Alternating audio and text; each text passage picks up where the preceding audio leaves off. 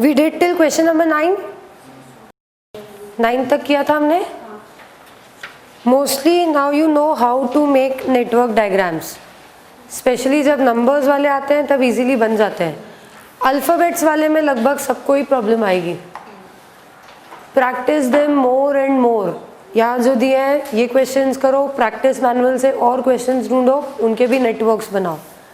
Network बनाने के बाद EL वैल्यूज़ अगर कैलकुलेट करना एक बार आ गया, फिर फ्लोट्स वगैरह के कैलकुलेशन में देयर इज़ नो प्रॉब्लम, उसमें कभी भी प्रॉब्लम नहीं आता है. Main thing is creating of network diagram properly बनना चाहिए. जो अल्फ़ाबेट्स वाले हैं उनमें ऑलमोस्ट सबको प्रॉब्लम आएगी, and that can be solved only by practice. जितना प्रैक्टिस करोगे उतना आपको आदत में आएगा वो चीज़. ज़्यादातर हमने जो नेटवर्क्स किए हैं वो नंबर्स वाले किए हैं. That's why now you are comfortable with that. वो प्रेडिसेसर वाले जो आ जाते हैं उसमें उतना कंफर्ट लेवल नहीं होता है. इसमें जो भी है 2-3 क्वेश्चन वो करके then go for practice manual. उसमें जितने एडिशनल क्वेश्चन हैं वो भी सॉल्व कर लो. Right now come to question number 10th. Missing figures.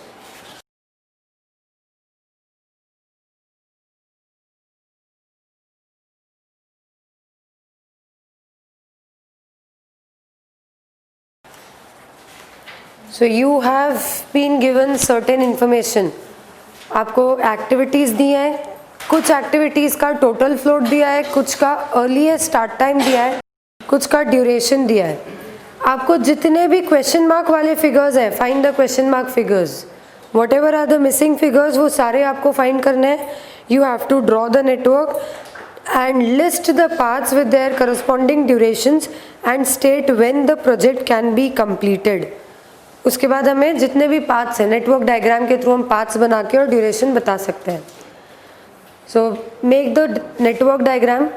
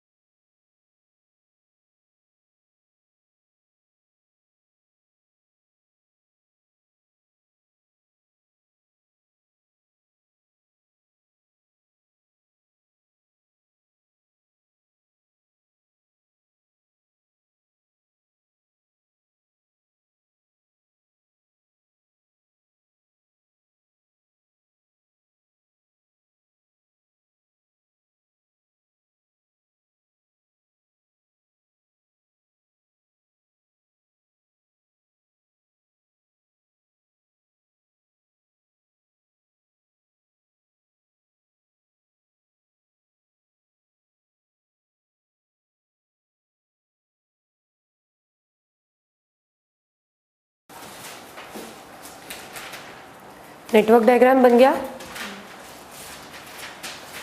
सबका बन गया? Any doubts in the network? So we have done the second वाला पार्ट, ड्रॉ द नेटवर्क, वो हो गया हमारा. Now what we have to do is we have to find the missing figures in this. हमें बहुत सारी information है जो मिसिंग है, बहुत कुछ दिया हुआ है और बहुत कुछ है जो नहीं दिया हुआ है. We have to find all these figures which are missing, duration, earliest start time and total float. जो भी इंफॉर्मेशन इसमें मिसिंग है हमें वो सारी फाइंड करनी है.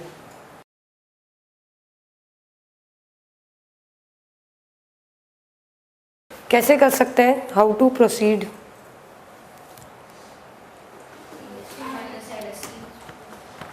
EST minus LST or LST minus EST gives us the total float. We know that the float is equal to LST minus EST. So wherever we have floats and EST values, हम वहाँ पर LST values find कर सकते हैं. So when this is float is 0, इसका मतलब LST EST is equal होने चाहिए. So they should be 0. Over here again, this is 4th and this one is again 4th.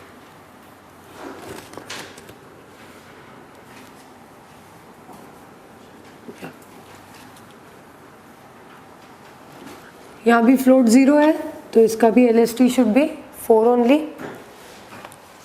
Then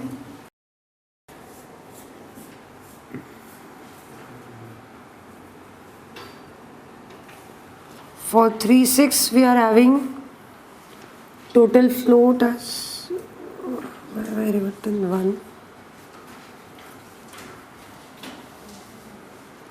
This one is for 2, 5.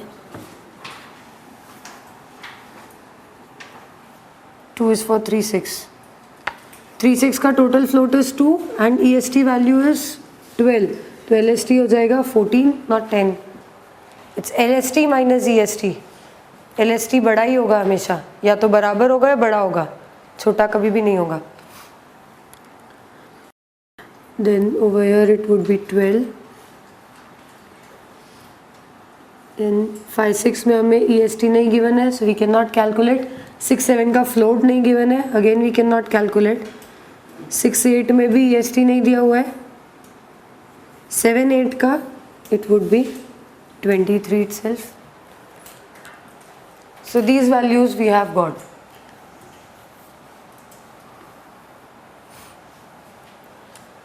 अब क्या कर सकते हैं? क्या? 5. What is 4? Earliest start time 2, 4 का है. Correct, very good. Earliest start time कैसे आता है? टेल एक्टिविटी का जो भी ई वैल्यू है, टेल एक्टिविटी का E value is the earliest start time. E of the tail activity, यही होता है हमारा earliest start time. Now it's given 1, 2 का अर्लीस्ट स्टार्ट टाइम इज 0. तो मैं बोल सकती हूँ 1 का ई वैल्यू शुड बी 0. जो 1 है उसका ई वैल्यू 0 होना चाहिए. अगर 1 का ई वैल्यू 0 है तो 1, 3 और 1, 4 का भी अर्लीस्ट स्टार्ट टाइम 0 ही होना चाहिए. बिकॉज इन तीनों में the tail activity, the tail event is this one only. This is not tail activity, it's tail event. Tail event सबका 1 ही है ना. तो 1 की जो ई वैल्यू है वही वैल्यू जो यहाँ पर आ रही है 1, 2 एक्टिविटी में, the same value should come for 1, 3 and 1, 4 also. ये समझ में आया? सिमिलरली 2, 4 का EST आपको दिया हुआ है 4. 2, 4 का earliest start time is given as 4. इसका मतलब ये जो 2 वाला नोड है, this one, this is the tail, this is the activity 2, 4. इसका टेल इवेंट इज 2. यहाँ पर E शुड बी 4. ये क्लियर है? इधर पर E 4 होगा तभी हम बोल रहे हैं कि 2, 4 का EST इज 4. जब 2, 4 का अर्लीस्ट स्टार्ट टाइम 4 है तो 2, 5 का भी 4 ही होगा. हम इवेंट 2 पे जैसे ही पहुंचेंगे हम दोनों एक्टिविटीज साइमल्टेनियसली शुरू कर सकते हैं। अर्लियर स्टार्ट टाइम दोनों का सेम ही होगा, स्टार्टिंग पॉइंट दोनों का इवेंट 2 ही है। आया समझ में? देन 3-6 पे earlier start time is given as 12, तो हम 3 का ई वैल्यू लिख सकते हैं 12। वैसे ही 4-6 का भी earlier start time is given as 12, 4 का भी E value we can write as 12। Then 5-6 के बारे में हमें कुछ भी नहीं दिया है, सिर्फ ये दिया है टोटल फ्लोट, तो एक बार 5-6 को छोड़ते हैं। कमिंग टू 6-7, कमिंग टू 6-7, 6-7 का अर्लियर स्टार्ट टाइम दिया हुआ है 23, दैट मीन्स 6 का ई वैल्यू शुड बी 23। अगर 6-7 का अर्लियर स्टार्ट टाइम 23 है तो 6-8 का भी अर्लियर स्टार्ट टाइम 23 ही होगा, so even this will come as 23। Then 7-8 का भी earlier start time is given as 23, तो 7 की भी ई वैल्यू हो जाएगी 23। 8-9 इज गिवन एज 30, तो 8 का ई वैल्यू विल बी 30। ये क्लियर है? Now what durations are given to us? The duration of 2-5 and 8-9। 8-9 का duration is 6,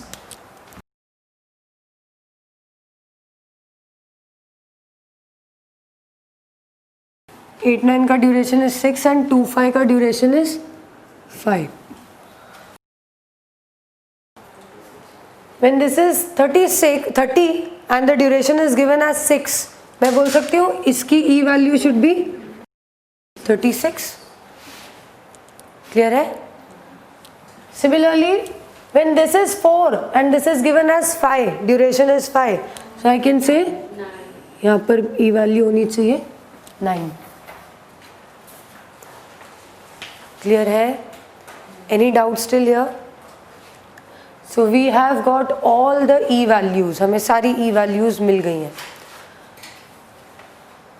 Now from these e values and the total floats, नहीं एक बाकी है क्या? अच्छा 5-7, तो 5-7 की हमने अभी निकाल ली, e value is 9, वो यहाँ पर पुट कर देंगे हम। The earliest start time will be 9 for 5-7।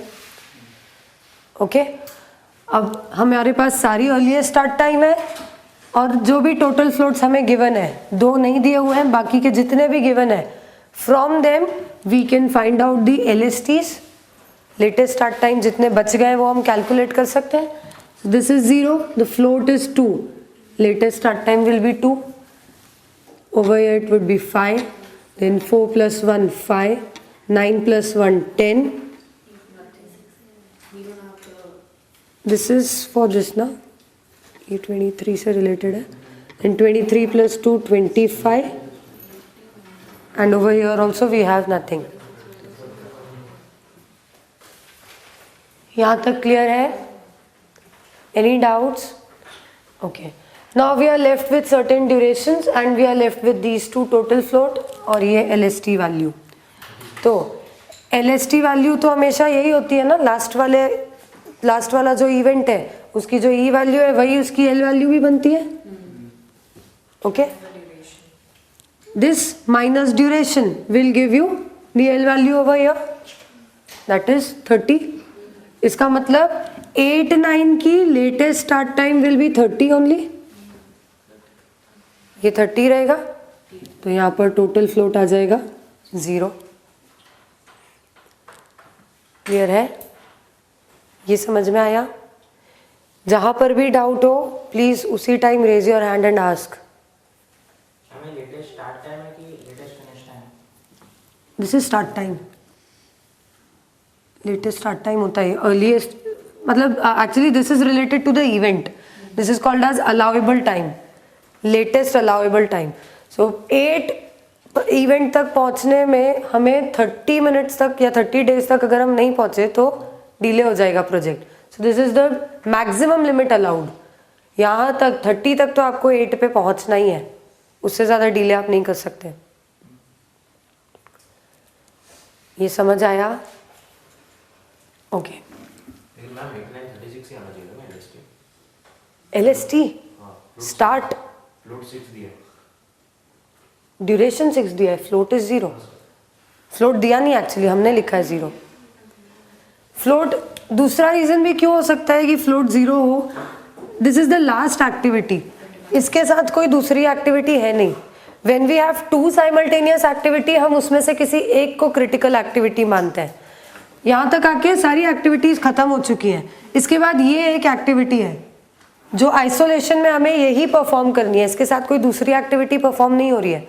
तो इसका मतलब ये जितना टाइम ले रहा है 6 डेज, ये 6 डेज तो एज इट इज रहेंगे ही हमेशा हमारे प्रोजेक्ट में, हमेशा हमारे प्रोजेक्ट को ये 6 डेज तो लगेंगे ही लगेंगे। So we can say that this is a critical activity. जब भी एक अकेली एक्टिविटी होगी लास्ट में, यही क्रिटिकल एक्टिविटी होगी। ये 6 डेज हमारे प्रोजेक्ट की ड्यूरेशन को हमेशा ही डिफाइन करेंगे। अगर आपने इसमें 1 दिन का भी डिले किया तो ऐसा नहीं है कि कोई दूसरी एक्टिविटी भी चल रही है जिस 8 डेज ले रही है तो यहाँ पर आपके पास 2 डेज का मार्जिन है, कोई दूसरी एक्टिविटी इसके साथ चल नहीं रही है। यहाँ तक आके सारी एक्टिविटीज खत्म हो गई है। After that you are undertaking only the single activity. तो जब ये एक ही एक्टिविटी हो रही है उसे क्रिटिकल होना ही है, उसमें अगर कोई भी डिले होगा तो प्रोजेक्ट ड्यूरेशन चेंज हो जाएगी। Okay, so this is critical, again that is why we can write the float as 0।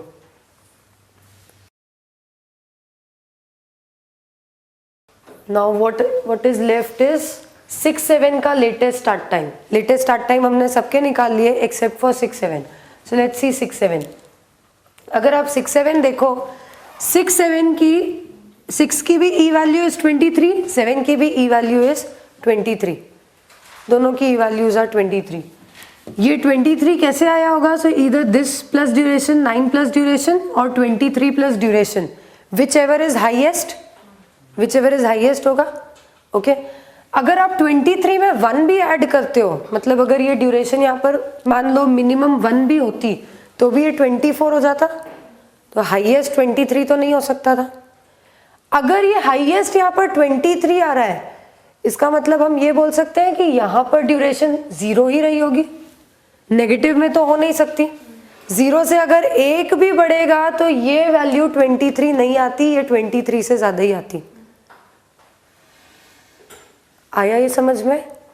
अगर यहाँ पर भी 23 है, यहाँ पर भी 23 है, that means this has to be 0, ये 0 ही होना चाहिए। और ड्यूरेशन जिस एक्टिविटी की 0 होती है हम बोलते हैं वो एक्टिविटी डमी है। So you will have to make dotted lines for this activity. आपको रब करके इसको डॉटेड लाइन से रिप्रेजेंट करना पड़ेगा। This will be your dummy activity. So we have got 6-7 का duration as 0.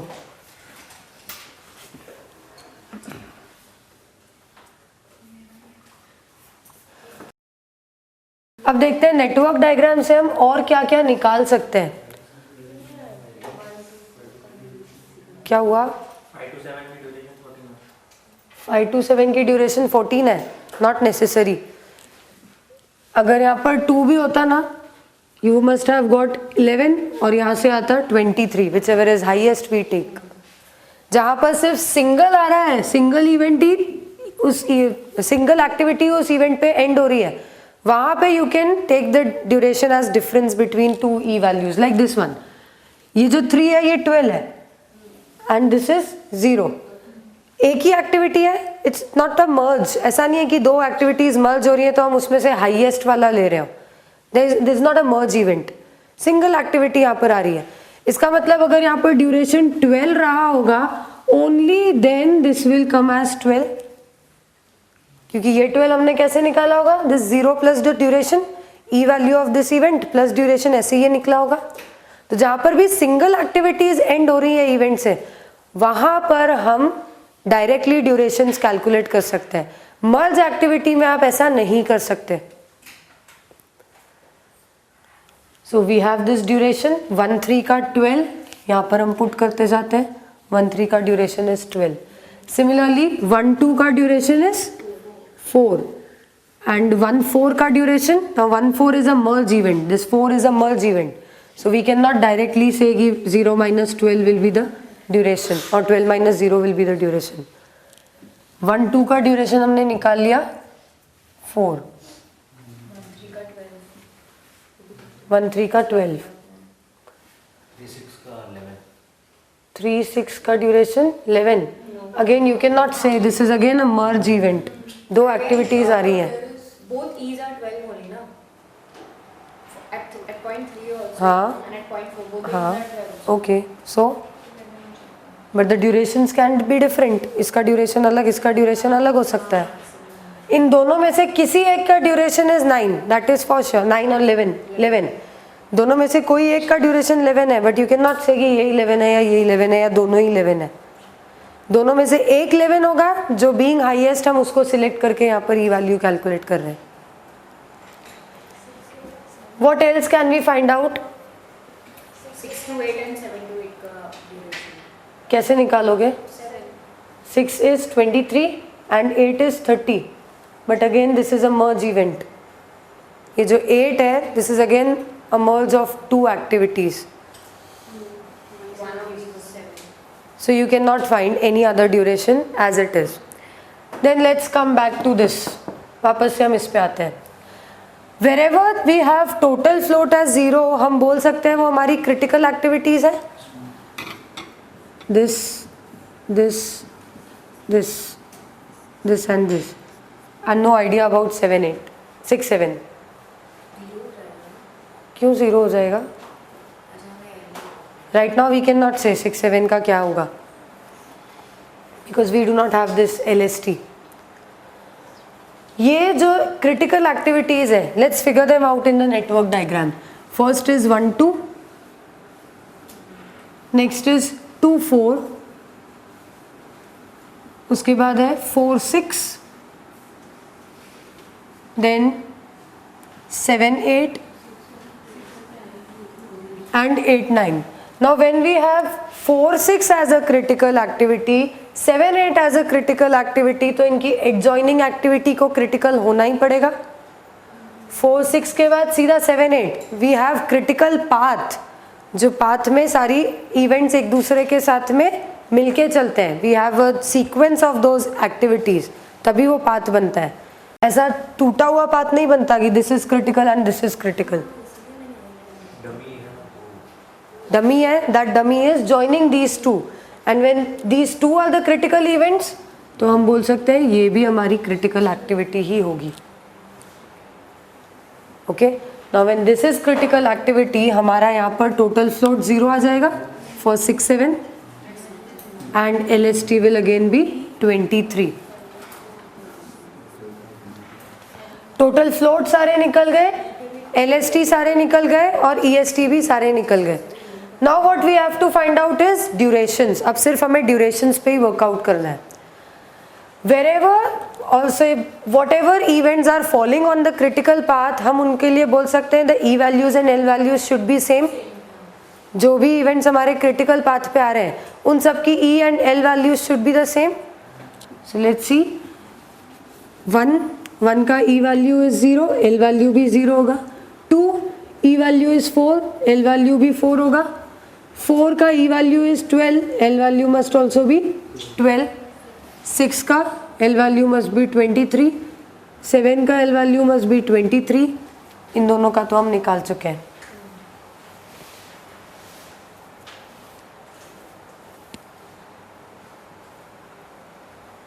From here can we get anything? 5 7. L value है हमारे पास 7 की 23. This 23 minus the duration should give us L value of this. पर ना हमारे पास duration है ना हमारे पास इसकी L value है. Okay, but we can do for 5 2 5. 2 5. No, 2 5 cannot be done because it's a burst event. 3 का L वैल्यू फाइंड आउट नहीं कर सकते. 3 का L वैल्यू कैसे फाइंड आउट करेंगे?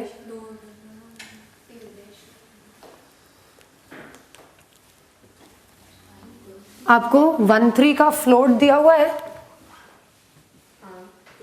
4 6 का 0 हो जाएगा ड्यूरेशन. 4 6 का ड्यूरेशन 0. क्यों 0 होगा? In fact 4 6 is a critical activity. Duration 11 इसका होगा. When this is critical activity तो इसका मतलब इस एक्टिविटी की duration is defining the L and E values. So we can write the duration of this as 11. Similarly 2 and 4 की duration हम बोल सकते हैं इट्स 8. 1 to 4 12 मिलेगा. No. This 12 what you are getting is maximum of this 0 plus this or 4 plus this. So we have got this from the critical duration. So 2 4 का duration is 8 and 4 6 का duration is 11. 7 8 का duration is 7.